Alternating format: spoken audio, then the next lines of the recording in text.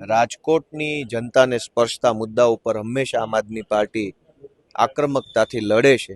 ચાહે અગ્નિકાંડનો મુદ્દો હોય, ચાહે પાણીનો પીવાનો મુદ્દો હોય, સાફ સફાઈનો મુદ્દો હોય, રખડતા ઢોરનો મુદ્દો હોય, સરકારી દવાખાનાની અંદર વ્યવસ્થાનો મુદ્દો હોય, પ્રાઇવેટ શાળાની ફીનો મુદ્દો હોય, આ રિવરફ્રન્ટનો મુદ્દો હોય, તમામ મુદ્દાઓ પર આમ આદમી પાર્ટી પૂરી તાકાતથી લડે છે. અમારા કાર્યકર્તાઓ રાજકોટની જનતા માટે હંમેશા ખડે પગે હોય છે. તો મને એવો વિશ્વાસ છે કે જે રીતે અમે કામ કરીએ છીએ એ જોતા જનતા આ વખતે અમને આશીર્વાદ આપશે. તમારા મતે કયો મુદ્દો હોઈ શકે કે જે વધુ અસરકારક આ ચૂંટણી માટે છે તે બની શકે છે? દરેક મુદ્દા અસરકારક છે. ભાજપના આ છેલ્લા 30 વર્ષના શાસનમાં મુદ્દાની ક્યાં તાણ જ છે? ડ્રગ્સ કેટલું વેચાય છે? પૂછે કોઈ ભાજપના નેતાને કે હપ્તા ક્યાં જાય છે? દારૂ કેટલો વેચાય છે? શિક્ષણ વેચાય છે? બધું જ વેચાય છે.